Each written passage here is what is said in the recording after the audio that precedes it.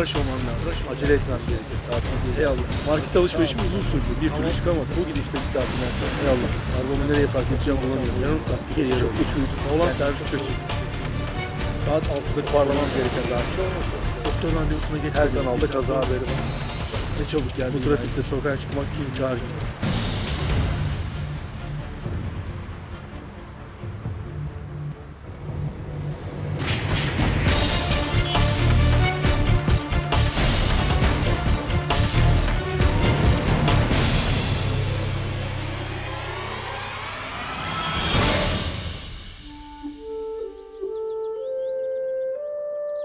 Eskiden sahip olduğumuz, para ile elde edilemeyecek değerlerimiz vardı. Belki de bunları yeniden hatırlamalıyız.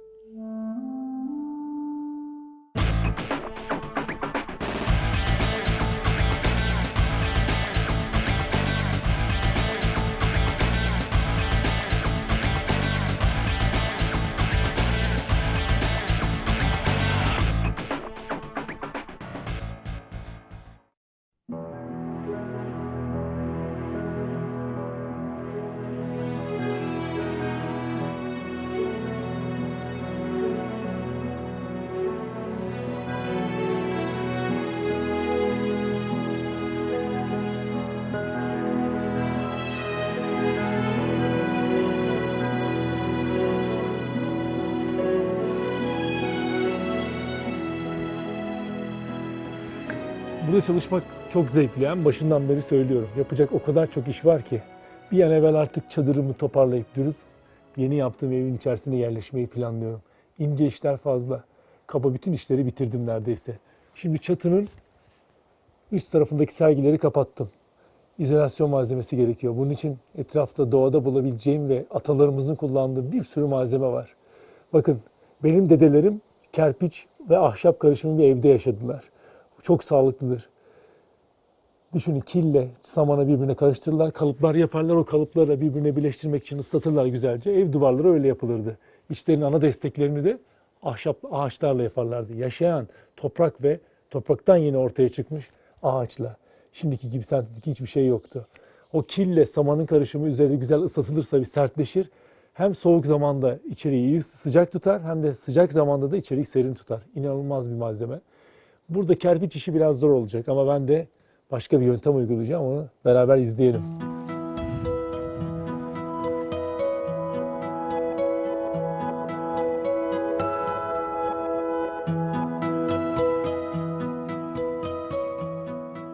Bir insanın neden doğada zaman geçirmesi gerektiğinin çok geçerli sebepleri vardır.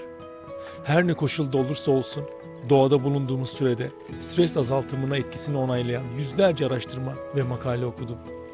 Yakın zamanlı araştırmalar, doğayı fiilen deneyimlemenin stres azaltımı, kilo kontrolü, dikkat bozukluğu gidermenin dışında başka sağlık faydalarıyla ilişkisine yönelik birçok kanıtlı çalışmalarla dolu.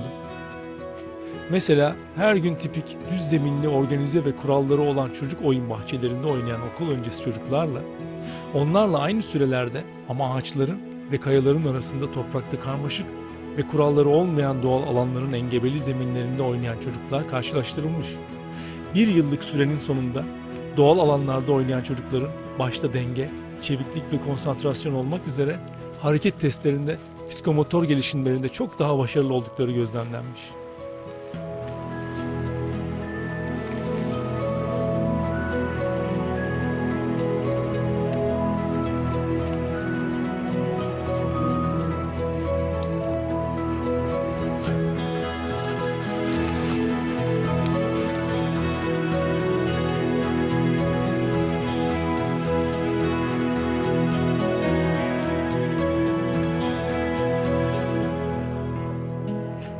Ne yaptı?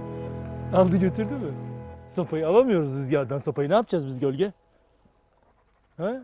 Aldığını bizden kaçırıyor. Ne yapacağız biz onunla? Ha? Ne yapmamız lazım? Ha? Benim güzelim. Ne yapmamız lazım? Gel bakayım rüzgar. Ne yapacağız gölge? Ha? Rüzgar birden aldığını kaçırıyor. Oh, maşallah sana.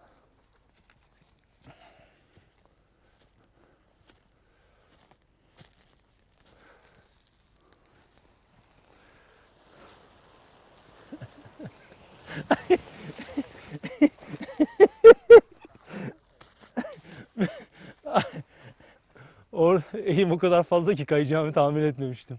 Pantolonun da arkası biraz eskidiği için, daha doğrusu kirlendiği için terden falan kayıyor. Bir daha deneyelim. Şuraya oturmayı. Biraz daha otun üzerine oturayım şöyle.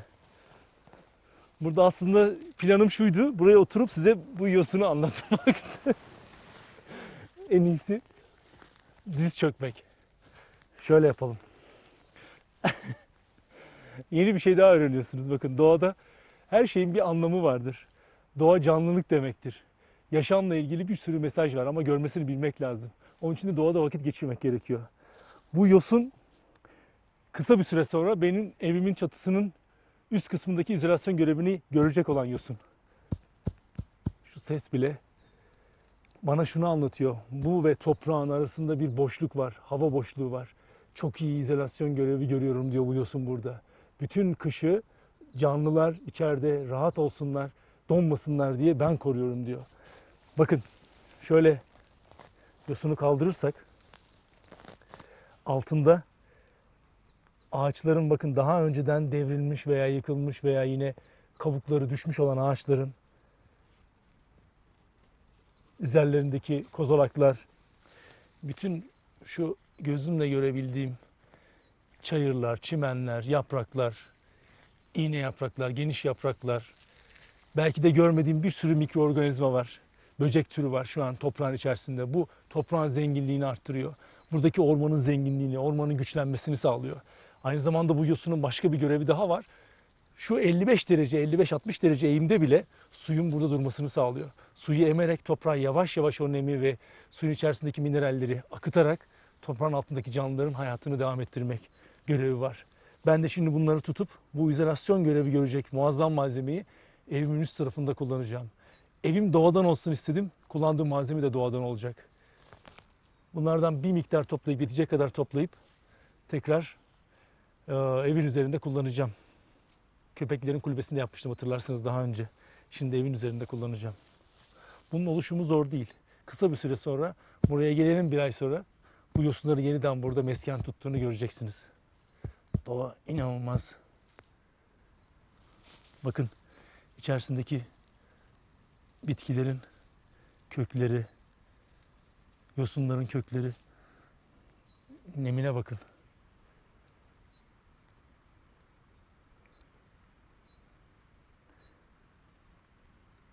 Bakın.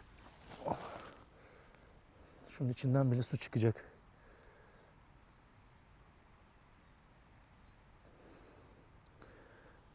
Oysa ki buraya 2 haftadır yağmur yağmadı. Bunun altı bu kadar nemli. İnanılmaz bir malzeme.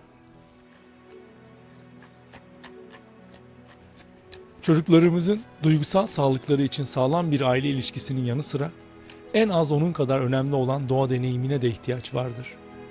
Fiziksel hareketsizliğin çocuklarda kalp hastalıkları ve benzeri olumsuz etkiler ortaya çıkarması genellikle yıllar alabiliyor. Ama hareketsiz yaşamanın sonuçlarından bir diğeri daha çabuk görülebiliyor. Çocuklarımız depresyona giriyor. Sözün özüyle doğanın çocuklarının yaşamındaki duygusal yaraları iyileştirme gücü genellikle gözden kaçıyor. Başta Amerika olmak üzere birçok ülkede hızla yayılan antidepresan ilaçların reklamları gibi zekice tasarlanmış doğa terapisi reklamlarını büyük olasılıkla hiçbir zaman göremeyeceğiz.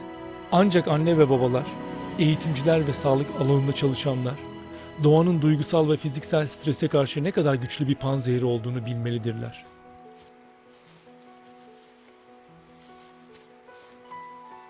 ...1980'lerin sonunda 9-10 yaşındaki bir çocuğun sahip olduğu dolaşma özgürlüğünün 2012 yılındaki 9-10 yaşında olan bir çocuğun dolaşma özgürlüğünden çok daha fazla olduğunu düşünüyorum. Çocuk gelişimi söz konusu olduğunda evin çevresindeki erişilebilir alanın daralması tehlikeli bir sorundur aslında. Çocukların kapalı mekanlarda ya da arka koltukta yaşamaları bazı tehlikelerden korunmalarını sağlayabilir. Ama diğer riskleri artırır. Bunlar arasında fiziksel ve psikolojik sağlık riskleri, çocukların toplum kavramları ve algılarıyla ilgili riskler, özgüvenleriyle ve gerçek tehlikeyi ve güzelliği sezme yetileriyle ilgili riskler vardır. Çocuk psikoloğu Erik Erikson, çocukların özellikle de orta yaş dönemindeki çocukların Yetişkin denetimi olmaksızın benlik duygusu geliştirme ihtiyaçlarını anlatmış. Ve evlerinin yakınında ağaç evler, gizlenme yerleri ve benzeri özel yerler olmasının öneminden bahsetmiştir.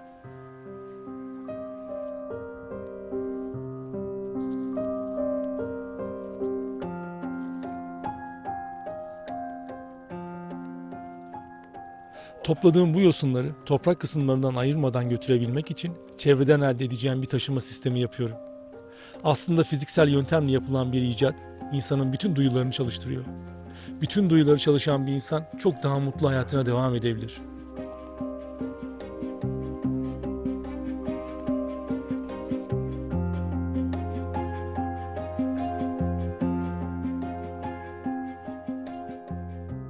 Aslında yosunların alt kısmına, yani sergilerin üstüne kerpiç sıvayabilseydim çok daha güzel olacaktı. Şimdi bu çatı eğiminde yosunlar çok iyi iş görecek.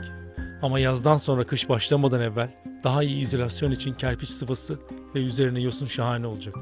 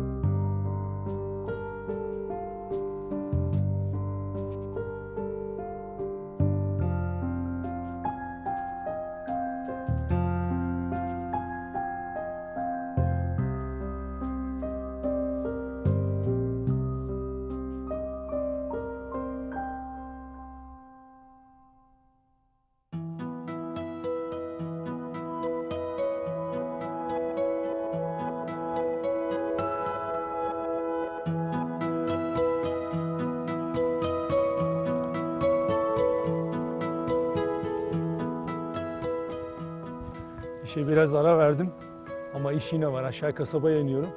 Doğramalar için menteşe yaptıracağım.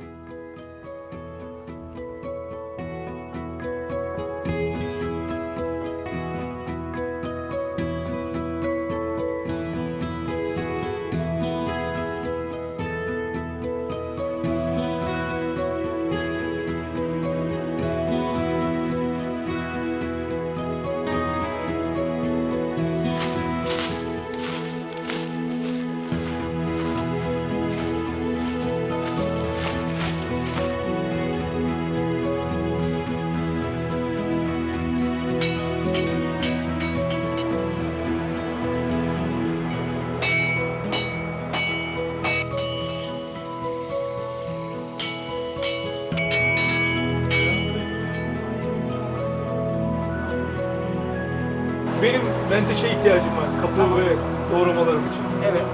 Sen şu bardağı dolmana bir ver. Ondan sonra yaparım. Tamam mı? Tamam. Ha.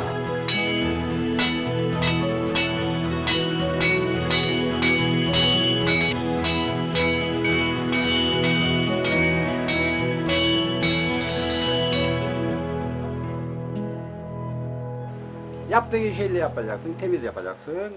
Bu. Dedem şey derdi zaten, bir demire dokunan o demiri elinden bir daha bırakmaz. Doğru. Ben sizin işçilikte öyle bir şey, zanaatkarlık.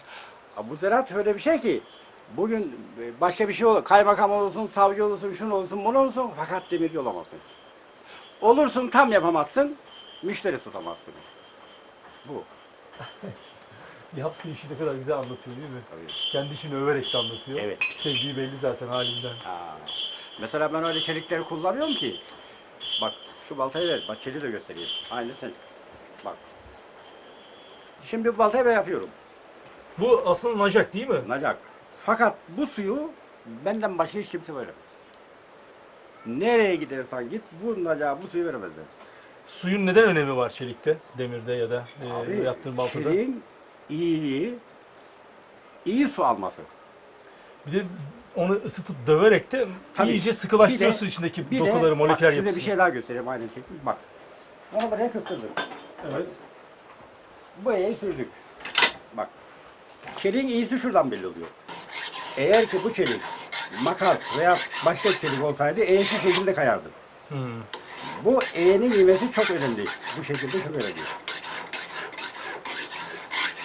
Ve bunu yaptık değil mi? Ha, yaptık. Bunu deniyoruz. Mesela burada deniyoruz. Sarmasını deniyoruz bu sefer. Sarıyor bak. Bak. Ha, bu sardı mı hiç önemi yok. Ha, sarmazsa olmadı. Yerine koyalım şimdi.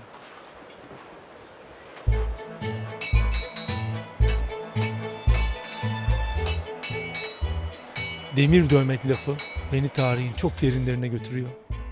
Ağır ve kocaman çekici kavrayan güçlü kollar. Demiri eritecek sıcaklığa sahip bir ateş ve ona şekil veren bir yürek. İşte budur penceremi doğaya açan menteşe. İşte budur beni toprağın gücüne ve kudretine eriştiren kültür. Eline yüreğine sağlık demirci usta.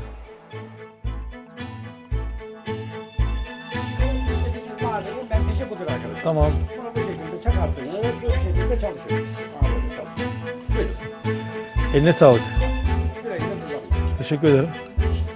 Görüşürüz.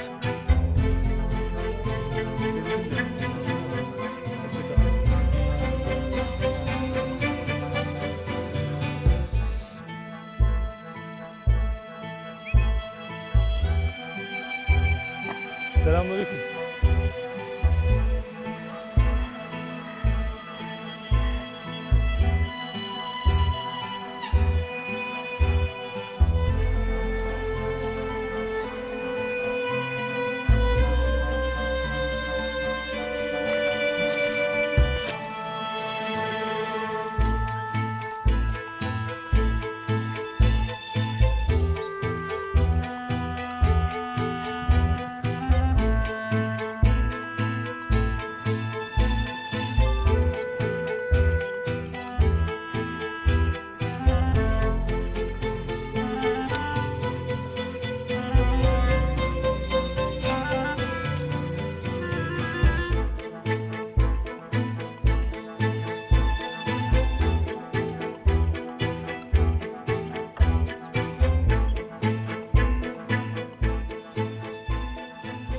Pencere ve kapı doğramalarını sağlıklı yerleştirebilmek için çerçeveleri yapmam gerekiyor.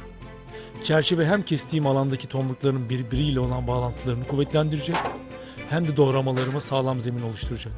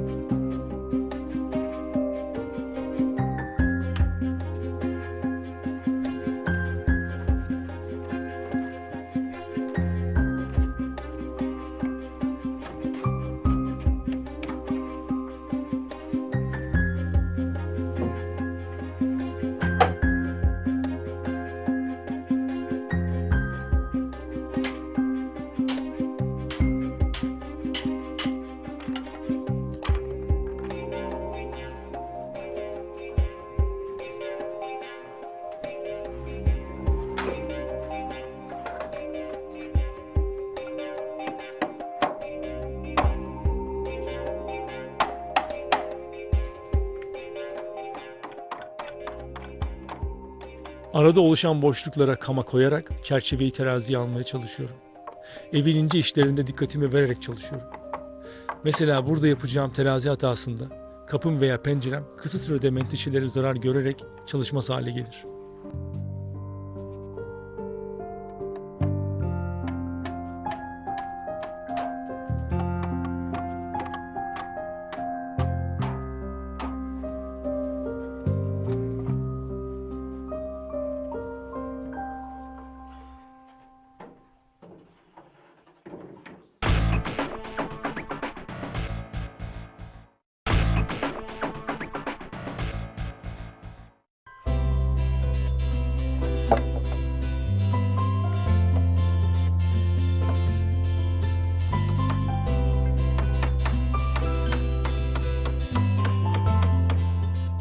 Basit ama işlevli şeylere bayılıyorum. Bu menteşeler biçimleri çok eski zamanlarda kullanılmış menteşeler. Şimdi kilit sistemleri uzaktan kumanda elektronik bağlantılı olsa da bununla işlev ve görsellikte boy ölçüşemez.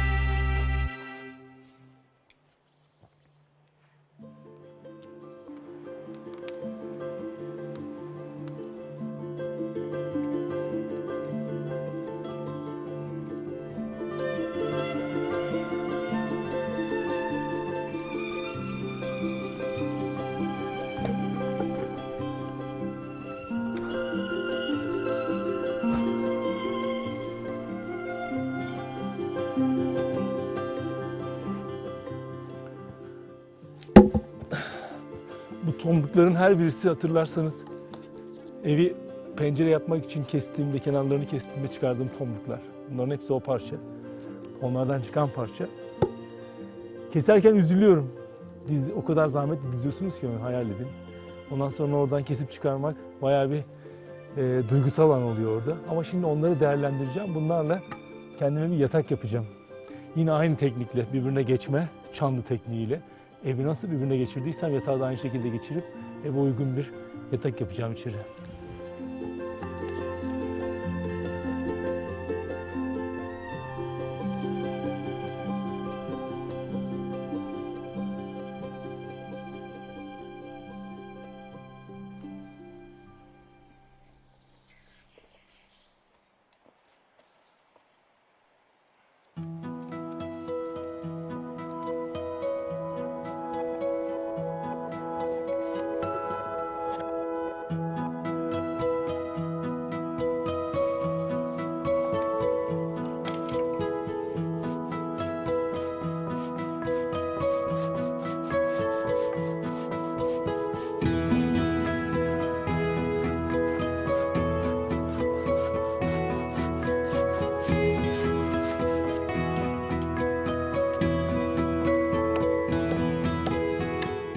En başında evi yapıyorken Türklerin ta İskitler zamanına kadar dayanan çivisiz çandı tekniğini uyguladığımı söylemiştim. Yine aynı teknikle şimdi kendime uygun bir yatak yapıyorum.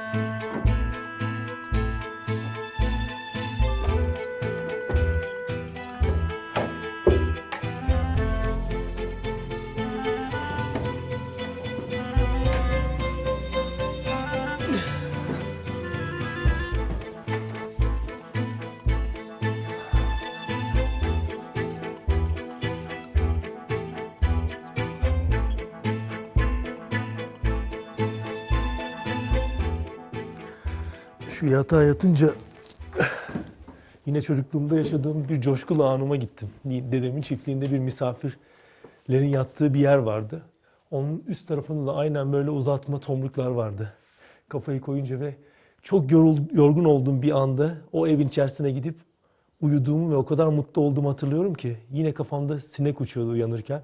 Az önce de kafamı şuraya koyunca bir sinek üstünde uçuyordu ve yukarıda gördüğüm uzatma beni aynen neredeyse 35-36 yıl öncesine götürdü.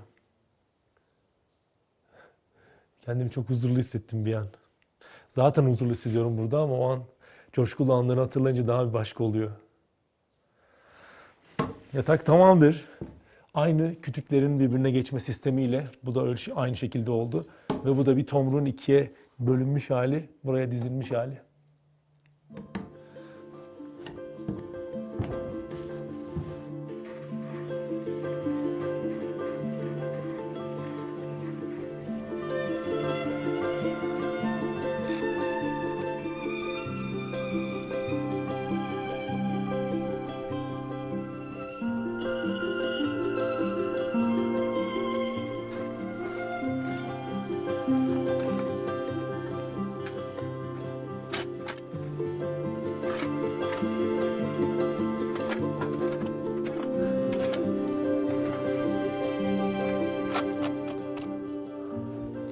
Eminim birçoğunuz benim gibi düşünüyorsunuzdur. Bakın şehirde herkes bir koşuşturma içerisinde. Aslında temelde prensip barınma ve iaşe için çalışıyoruz. Ben de şimdi burada bir çukur kazıyorum.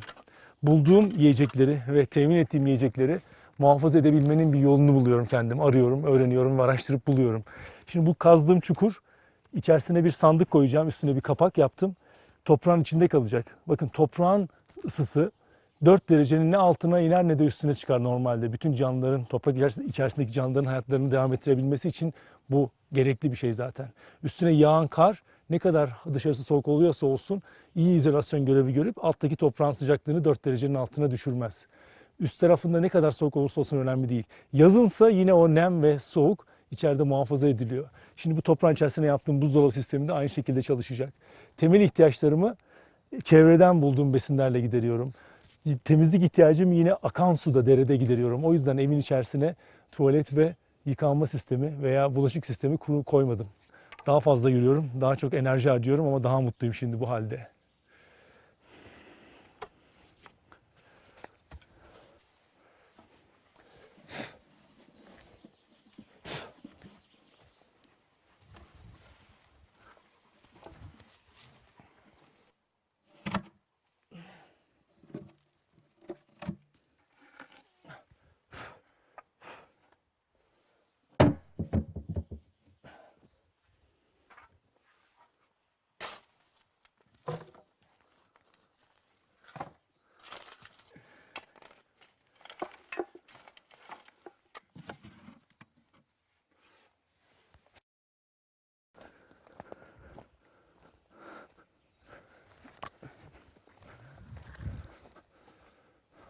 Rüzgar dur bakalım.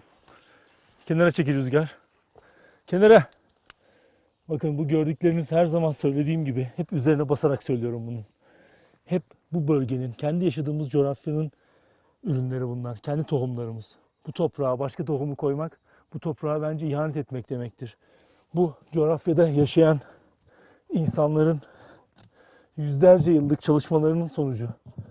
Elde edilmiş tohumlardan bunlar hep. Bakın domatesin güzelliğini görüyor musunuz?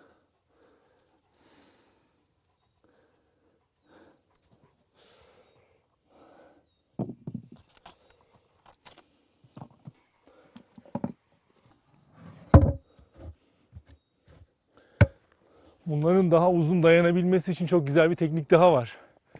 Kış iyi kar yağmıştı. O karı muhafaza etmenin çok güzel bir yöntemini biliyorum. Hiç güneş görmeyecek. Ormanın kuzeye bakan yamaçlarında güzel bir yere, bakın hemen buzdolabının yanına saklamıştım zaten. Bir kar öbeğini üstünü toprakla sıvayarak, örterek daha uzun süre muhafaza ettim burada. Neredeyse arkadaşları, o karın aynı dönemde yağan arkadaşları 1,5 ay önce eriyip toprağın içerisine indiğinde onlar orada duruyorlar. Hala durmaya devam ediyor bakın.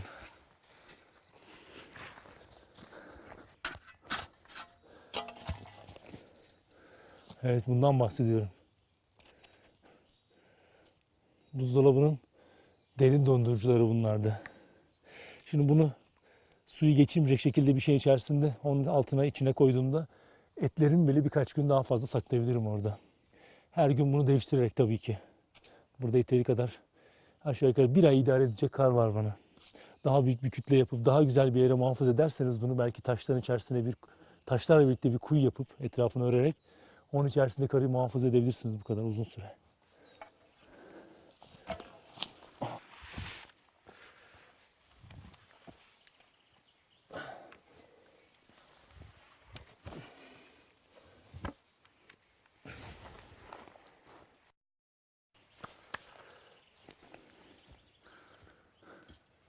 Hava bir anda kapattı. Yağmur yağacak. Gök gürültüsü var. Müthiş.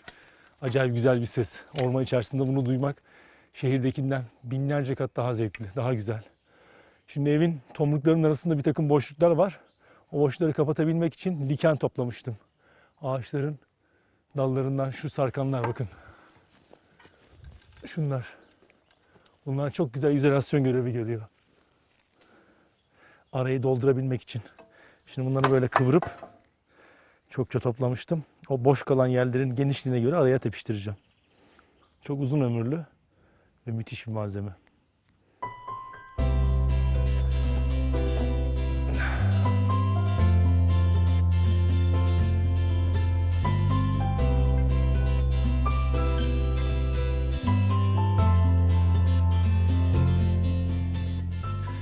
Bu topladığım likenler inanılmaz canlılar. Bulunduğu ortamın havasının temiz olduğunun en büyük göstergesi aslında. İhtiyar adam sakalına da çok benzetirim onları. Onunla bir sürü iş görebiliyorum. Bulaşıklarımı ve çamaşırlarımı yıkayabiliyorum. Şimdi de tomruklarımın arasında kalan açık yerleri yalıtmak için kullanacağım. Onu tanımak ve bilmek bile heyecan veriyor bana. Düşünsenize, el büyüklüğünde bir liken ortalama 50 yaşında. İnanılmaz.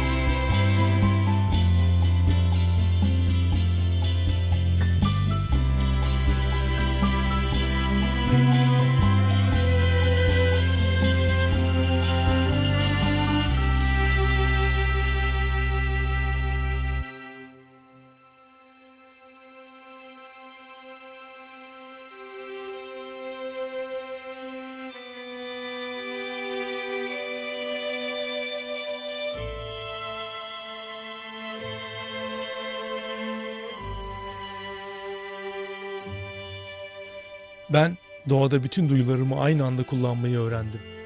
Bir ağacın altında oturmak ve farkındalık içinde her kuşun şarkısını, her böceğin, arıların sesini dinlemek ve onları izlemek.